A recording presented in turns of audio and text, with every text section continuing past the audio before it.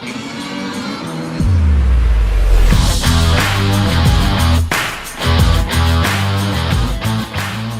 are back at it.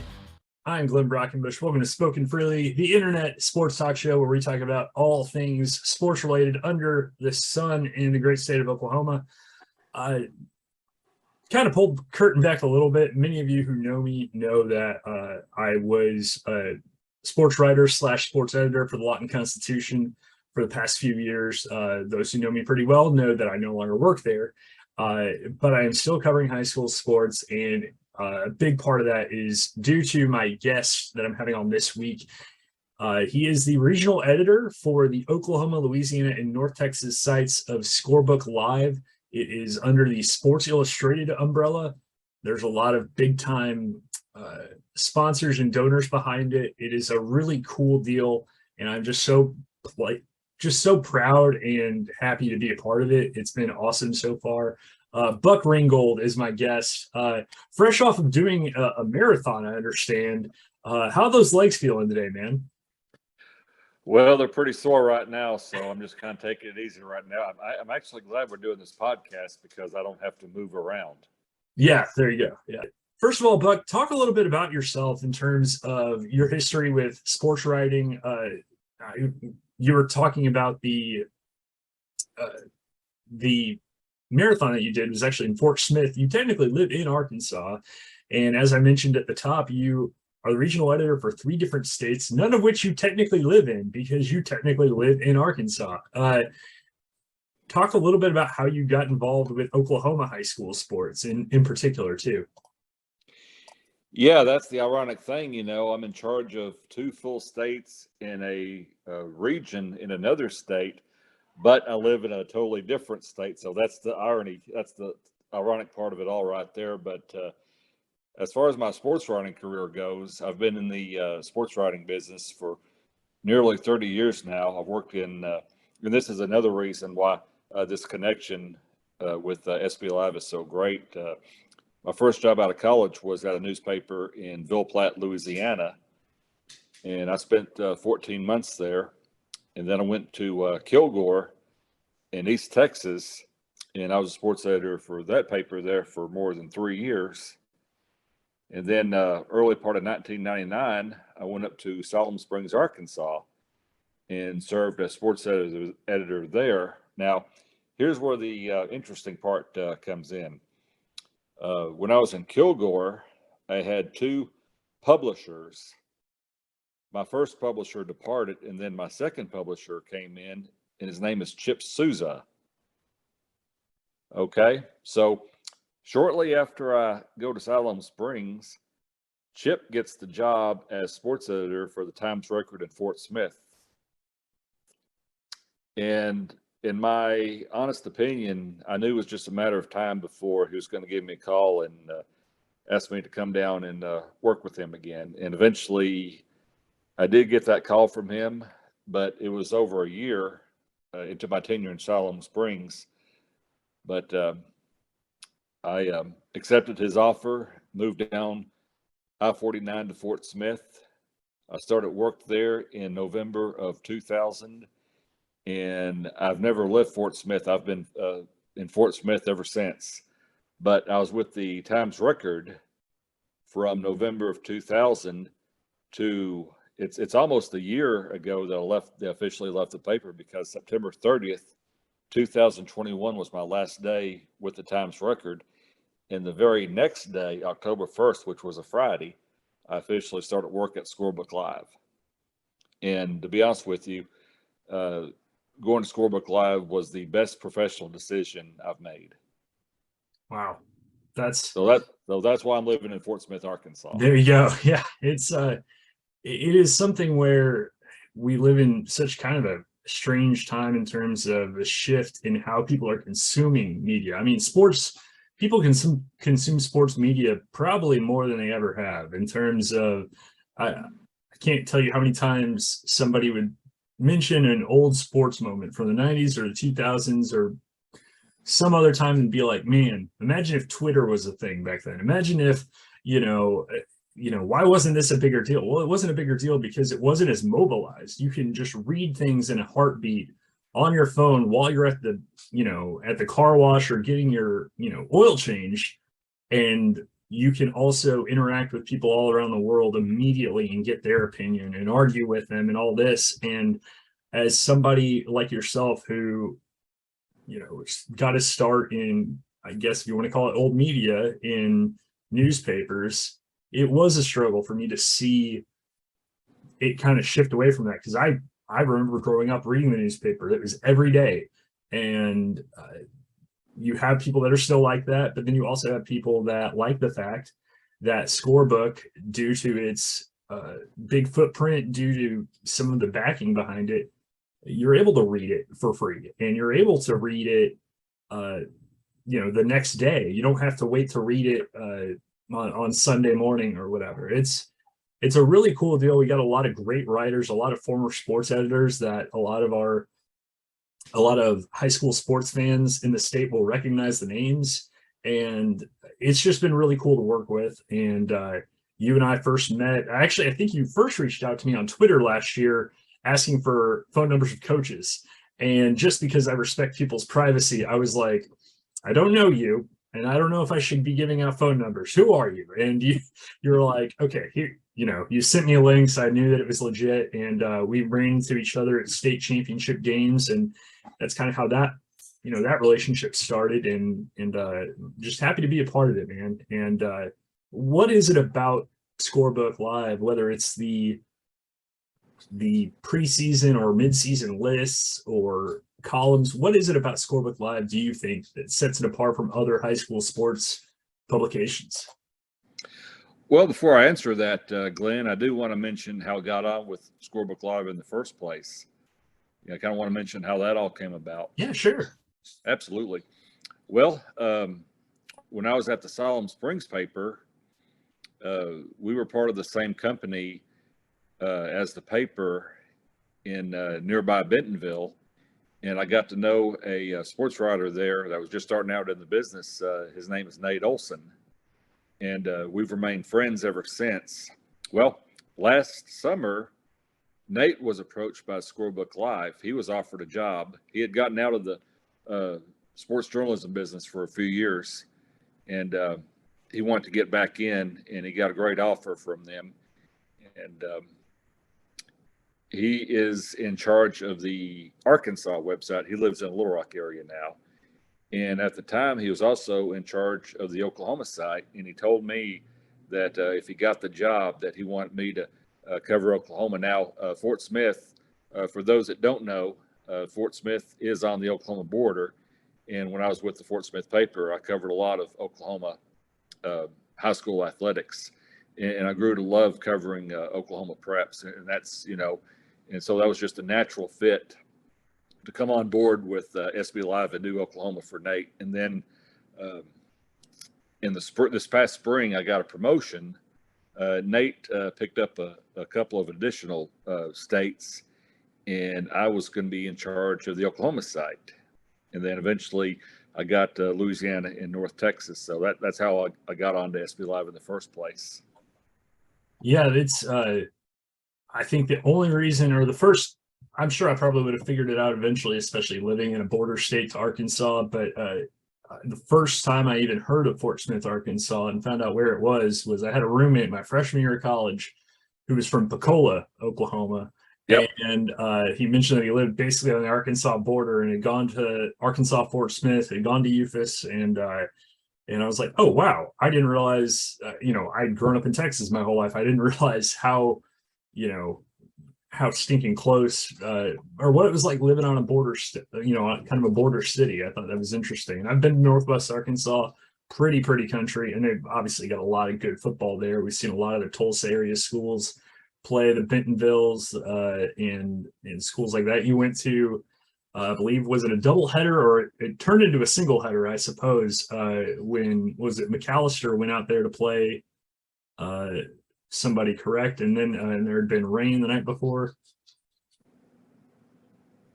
this year, or was that was that a different game? My mistake. Oh, yeah. I went down to when McAllister played down in Or that was Shreveport. Louisiana, wasn't it? Yeah. I was supposed to cover Bryant, Arkansas against Denton Ryan, That's what it down in was. Texas, and then Yes. that game got canceled because of heavy storms. So that was on a Friday night, and then McAllister played the next day, and the next day was, no rain. It was hot though, but they were able to get that game in, and then two Shreveport area teams played that night, so I was able to see that game as well. Yeah, and I think that when you talk about the North Texas area, Louisiana and Oklahoma, 3 areas/states that just are bonkers for their football. Just so much passion. I think Oklahoma, and of course I'm biased, having gone to school here and having lived here for a while, I think gets slept on in terms of overall talent. Last night, or I say last night, when we're recording this past weekend's Texas A&M Arkansas game, I have a lot of family that are Texas A&M fans or alumni, and I messaged. I said, "Hey, by my count, I think there's at least 8 players on Arkansas that are from the state of Oklahoma. Almost all of them are freshmen and sophomores, and almost all of them are seeing heavy playing time. And you look at what Sam Pittman has done in terms of recruiting the Tulsa area. Pitt Boss is putting in work, and he's already got commits from 2 of the best players in the state this upcoming recruiting cycle. Of course, in Luke Haas and I believe Micah Tease as well. Yeah. Tease. I mean, 2 guys that in previous years you would just assume are locks for the Sooners, and they end up going to Arkansas. At least, obviously commitments are non-binding at this point, but there's a lot of talent, and obviously Louisiana per capita probably has as many athletes as any state out there. But we'll focus on Oklahoma. Who are some of the teams, whether you've covered them or not in person, who are some of the teams so far? We're nearing the halfway point of the season. Who are some of the teams that have surprised you, whether it's a good thing or bad thing so far? That's hard to believe that we're near the halfway mark of the regular season. It's crazy. But football season just goes by fast every year. Every single year, the football season just goes even more faster. For sure. As far as teams go, obviously, you got to start with Bixby, the record holders, the state 11-man record, 53 wins and counting. And that they just have not missed a beat. I was at the game, the season opener when they played Owasso at TU. Mm-hmm. And, of course, Owasso got a tough break, when Cole Adams got injured, and he's out for the rest of the regular season. Mm. But I think even if Adams was healthy, I think Bixby still would have won. But, Bixby just, they don't miss a beat. They just, it doesn't matter who they've lost from the year before. They just seem to plug and play. They got a new quarterback. Obviously, they don't have the Presley brothers. It doesn't matter. They just find ways to win. They got new playmakers. They got, new difference makers, and they just keep on winning. Well, you say that they don't have the Presley brothers. They don't have Braylon or Brennan, but there is a younger one. Yes. And I can only imagine he's fast and shifty and all the other things that the brothers and the sister have been. One thing that we've talked about in our little meetings as a staff, basically, Will Rogers under Levy Adcock. Oh, my goodness. I remember Levy when I was in school at Oklahoma State, and goodness gracious, the job that he has done, I understand maybe their competition so far before district isn't going to wow anyone, but you got to understand Tulsa Public Schools, this is not something that normally happens, certainly not for the Ropers usually. Yes, usually when Tulsa Public School, is dominant for the most part, it's Booker T. Washington. But Rogers has been a fantastic story. Unfortunately, they took it on the chin the other night, losing to Bishop Kelly. But like I said, they've had a fine season so far. Obviously, some other teams Collinsville, they were defending 5A state champions a year ago, and they lost a ton from last year. But kind of like Bixby, they just seem to not miss a beat and keep rolling. Obviously McAllister, they came up short to Collinsville in the title game last year. They're loaded, they're favorites. I think 5A is going to be real interesting to watch this year. Obviously 6A2, with Bixby having moved up to 6A1, it's wide open in 6A2. You got Deer Creek and and Choctaw, and keep it on Muskogee. I mean, Muskogee has been another team that's just really come out of nowhere and put together a very good season so far. Yeah, I mean Muskogee the other night, and I know we had I believe it was Ty Loftus there from our staff. Them against Sand Springs. Sand Springs not necessarily a traditional power, but usually has talent, and Muskogee beats them by 22 points, and they're undefeated. They've got a couple of games before. You never want to look past anybody, but they've got a couple of games now in this district there that they should win. I think their next big test, if you want to call it that, I guess mid-October they host Tahlequah, and then it's they finish the season at Booker T, hosting Bartlesville, hosting Stillwater. So we'll find out a lot more about the Roughers then. And then you mentioned in 5A. I mean, believe it's we've got McAllister and Del City this week in a matchup of two unbeaten teams. You got a team who played for a 5A title last year, a team who's in 5A for the first time in quite a while. And I mean, when you see a team like Del City beat Booker T 27-6, they beat Midwest City 41-0.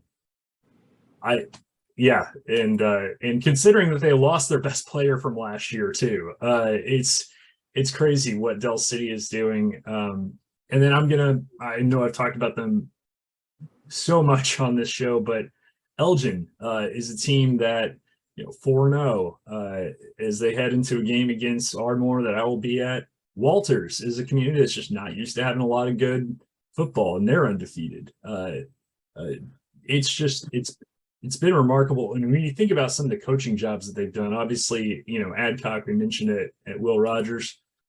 Who are some of the coaches, whether you've covered them, maybe that you've been most impressed with, whether it's in-game strategy or just overcoming a lot of turnover from last year?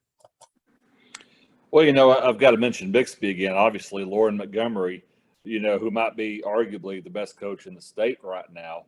Like I said, considering the talent that he lost last year to graduation, and in the move up to 6A1, I'm sure his players heard you're not going to be as good in 6A1 as you were in 6A2, but Bixby just keeps on rolling. And I made this remark before the start of the year: if Bixby runs the table, goes undefeated, and wins 6A1, you've got to perhaps give Lauren Montgomery the statewide Coach of the Year honor. Yeah, when people think of Coach of the Year, especially when you talk about pro sports, I think we often think of a coach that started with very little and did the most with very little. And sometimes the best coaching job is not the most obvious, because just because a team has won a lot doesn't mean that they have everything working for them ahead of the season, especially like you said, when you lose as much talent as they did. It's going to be interesting as the season rolls on. In terms of any players, I know that they have the Heisman Trophy in college football, and obviously you can't win an individual award this early in the season, but players that, top individual performers so far, we've seen Chance Wilson at Rejoice put on just incredible performances. Blaze Berlowitz at Cushing. Who are some of the players that you've seen in person that you thought, my goodness, that kid is, has all state potential? Well, you mentioned those two, and those two should be in our midseason top 5 or top 10 list for MVP candidates. But we definitely got to add players like Eric McCarty from McAllister, an OU commit, and another OU commit, Jacoby Johnson from Mustang. Mustang's got a big one with Union coming up, and if Mustang can make a run to the finals, he certainly got to look at Jacoby Johnson. He might be a main reason why Mustang, has a chance to play for a gold ball. Another player I've really been impressed with this year has been Noah Roberts, the running back from Stillwater. He's put up some fantastic numbers, and I think he should be given serious consideration as well. Yeah, you can say what you want about running up the score or coaching ethics or whatever. I know Tucker Barnard. I think Tucker's a great guy. They did beat US Grant 85-0. You can say what you want about that, but Stillwater looks really good, and they've got a huge one against Booker T. Washington coming up. And I mean that's likely for the district title unless Muskogee, really shows us something towards the end. Yeah, I've got a chance to see, especially on the west side of the state, especially at the lower levels, you don't have as many big time recruits that are getting, Big 12 offers, SEC offers. I will give a shout out. This past weekend, I covered the Lawton High Putnam City game, and I know he probably won't get any D1 offers just because of size and things, but Tyron Amaker at Lawton High, what he is doing is nuts. The guy had, I believe, 100 yards receiving in the first quarter, wound up with, I believe, close to 190 yards receiving, plus quite a few yards rushing. Oh, and made one of the craziest catches I've ever seen on about 3rd and 16, hauled it in, dragged a foot. It took the referees about 10, 15 seconds to decide whether he had gotten in or not. Oh, and by the way, played starting safety. And and I forgot to mention punts the ball as well. It's just ridiculous how much that guy does. And I know when I talked to Carter Whitson, the Putnam City coach, afterwards, he was like, gosh, number 2's a stud, isn't he? And it's just, he's the kind of guy who gives coaches headaches. But the one guy that, strangely enough, and I'm not trying to call out anybody in particular, but for whatever reason, the rosters that we had up in the press box did not have Tajay McCoy listed on the Putnam City roster, which, considering he has offers from half the Big 12, you would think that would be the one guy that could get on the roster. But big number 44 was after the quarterback all night, and he scored a 10-yard touchdown when he lined up at quarterback. And I happened to be waiting outside the Putnam City locker room after the game, wanting to talk to Coach Whitson, and I happened to see Tajay just standing there talking to a coach, and I had to kind of keep my professional hat on and not fanboy out, because part of me just really wanted to walk over and be like, hey, 44, you're a beast.